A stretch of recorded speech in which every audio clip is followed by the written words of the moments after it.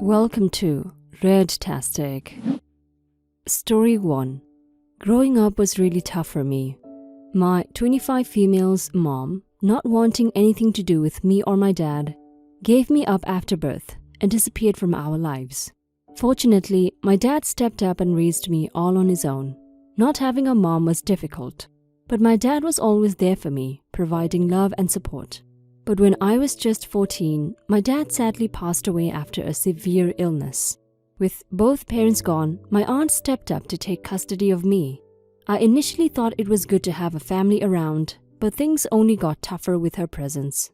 Right after she took me in, she made me quit my private school to a local one. Her excuse was we were not having enough money. It was a big change, but I still switched schools, as she suggested. After that, she started doing extreme things just to save money. She even went as far as making me take just a meal a day. At one point, she made me take up a part-time job to pay for my fees. She did worse things to me, all in the name of cutting costs, of which I never complained because I thought she was doing everything with my interest at heart. It wasn't until my 18th birthday that I received a letter from my dad's lawyer telling me that my dad has set up a trust fund for me. My dad, knowing his health condition, prepared a trust fund for me. But to my utter shock, the fund was long emptied. The executor was none other than my aunt. It was then that I realized the true reason behind her drastic cost-cutting measures. She used my trust fund to renovate a small apartment that she had inherited from my grandparents into a luxurious 4-bedroom space. I was pissed when I realized what she had done. I confronted her, and after a massive argument, she ordered me out. I moved out, worked my way through community college, and earned a degree. Eventually, I landed a job with a decent pay. Few weeks ago, my aunt reached out to me asking for a large sum of money. She had taken a second mortgage on her house to further expand it and develop it into a resort, but she couldn't afford the payments. She wanted me to make the payments for her. Well, I let her know where she could stick it. In trying to make me feel guilty, she brought up the fact that it was something I must help her with, considering she has taken care of me for 4 years. As though she really did. I wasn't ready to let her take advantage of me again, so I told her straight away to consider the fact that I didn't pursue legal actions against her for misusing my trust fund as payment for those years and showed her the door. What happened next caught me off guard. She actually went behind my back and approached my family, who were unaware of the trust fund situation. My uncle, who was usually supportive of me, called me when she came to see him in tears, complaining about my unfilial behavior. So he insisted that I assist her as it was something I owe her. For the years she took care of me. I wasn't ready to explain anything to my uncle, so I just held firm to my decision. So am I the a-hole? Update 10 months later.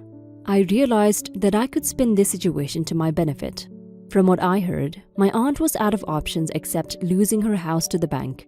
I contacted her and informed I will pay her the mortgage on a monthly basis, only if she transfers 60% ownership of the house to me. Well, initially she didn't accept my offer and said I was being an a-hole and an unfilial child for forcing her hand after what she did for me. Well, I just showed her the door and made it clear to her that it was still not too late for me to sue her for the trust fund.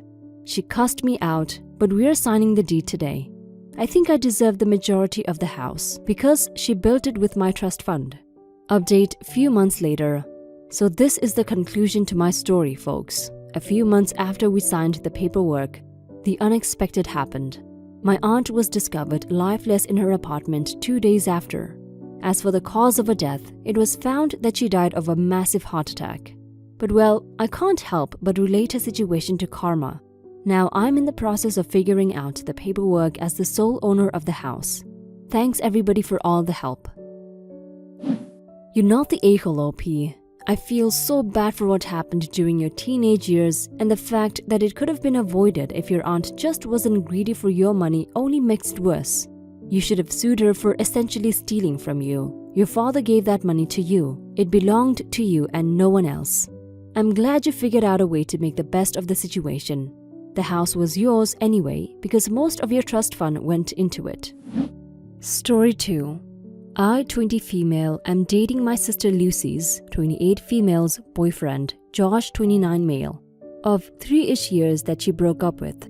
I know there's a whole thing surrounding dating a sibling's ex, but please hear me out. We live in a relatively small village. It's a 10-mile drive to the nearest town, and I haven't got my driver's license yet because I've been too busy with work and classes. Lucy and Josh started dating around late 2016 and got engaged in 2018. Then in early 2019, Lucy found out she can't have children due to the problem with her ovaries. I don't know exactly what went on, but after the infertility diagnosis, Lucy became very depressed. She went on antidepressant medicine and started therapy. A few weeks after starting therapy, she and Josh broke up, mutually apparently. Josh lives down the road from us, so I see him out and about on the farm quite often. It just kind of happened naturally. We grew closer together and went on some dates, but then I unexpectedly fell pregnant. I kept it a secret from Lucy because she's still very down and depressed. In my opinion, Josh can't just never move on, and someone shouldn't be forever off limits because your sibling briefly dated them. So I decided after 2 months that it was time to tell Lucy. Soon I'll start to show, and I'm planning on moving in with Josh before the baby arrives, but shit hit the fan. She's been living back at home now and has been since the breakup, and she looks awful. She mostly slouches around in her pajamas. I sat her down and said I have some news.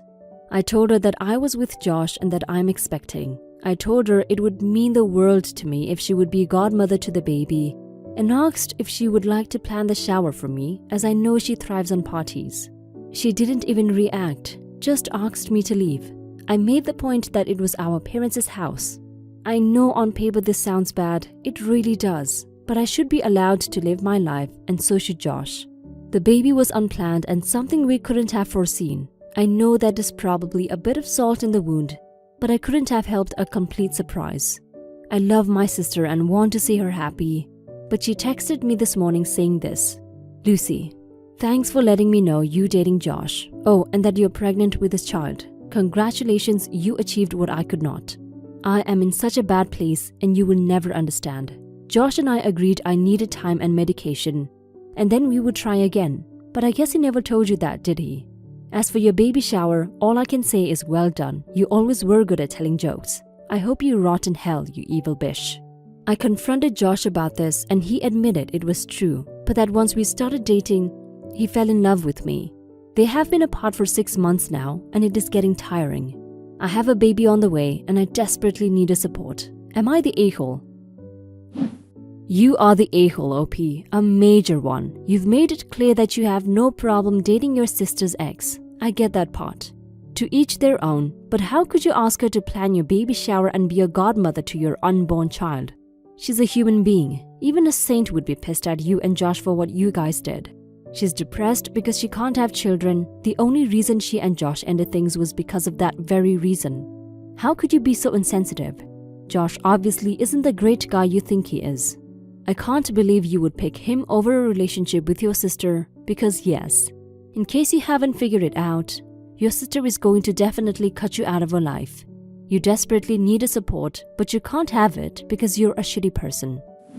Now for some comments. You are the a-hole. You're a terrible person and betrayed your sister in the most terrible way ever. Obviously, you must have liked each other or deep down have issues with your sister to ever have considered dating her a-hole fiancé who left her because she couldn't have kids. Was he the only man in the village or university? Is his penis made of gold? Is he super rich? I just can't imagine doing that to a friend, let alone my sister. I hope your sister makes a swift recovery and has nothing to do with any of you. You are the a-hole. You are the a-hole 1,000 times. Wow. Briefly dated. 3 years is not brief, and they were engaged. 6 months apart is nothing. And you should never have asked her to throw you a party celebrating not only a baby that she is mourning that she couldn't conceive, but to her very recent ex, who she was planning a life with. You don't sound like you've been supportive or understanding of your sister at all. It is extremely common for people to mourn their loss when they find out they have fertility problems. It sounds like your sister is still mourning and you expect her to celebrate you? Nah. Just so you know, OP, you're the a-hole. You're the a-hole. They were engaged in 2018 and they broke up early 2019. It is now January 2020. which means you got pregnant from her ex within a year of them breaking up. This isn't, he can't be unavailable forever. This is, they broke up so I'm effing him without a condom ASAP. You don't get pregnant by accident. That's bullshit.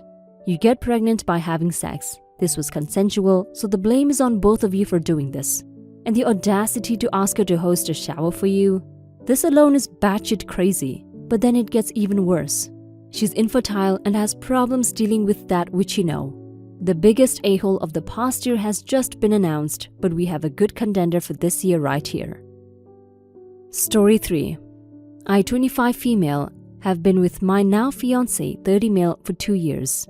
We're living together in a rented apartment 15 minutes away from his parents' house.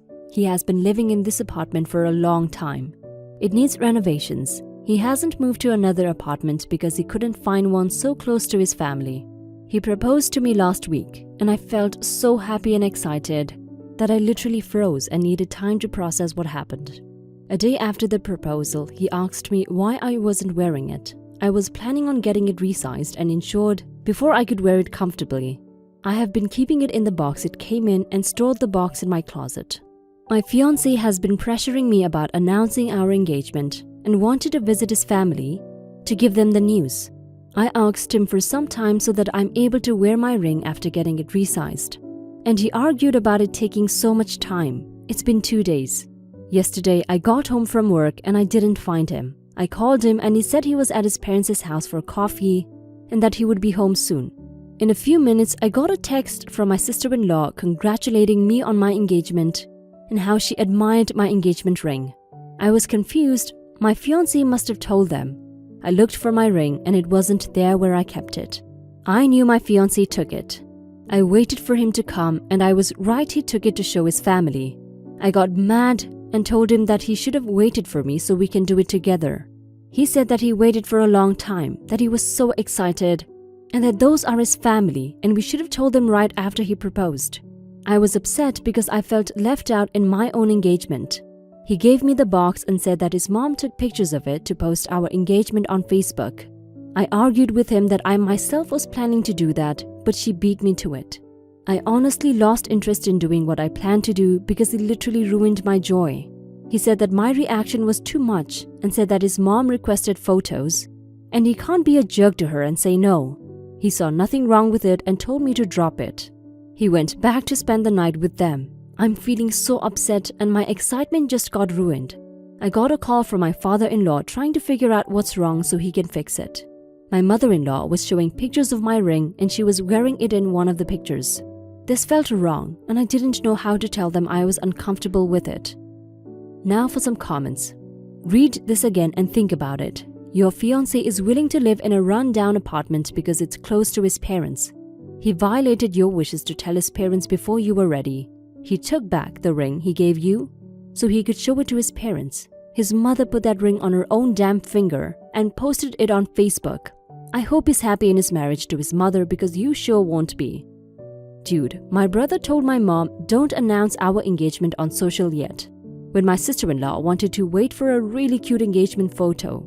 Not professional, just they had an event about a week after he popped the question that she knew they would both be dolled up for and there would be a friend to take a good picture. So you know what my mom did? She effing waited for a week, like an adult who recognizes that it's not her news to share.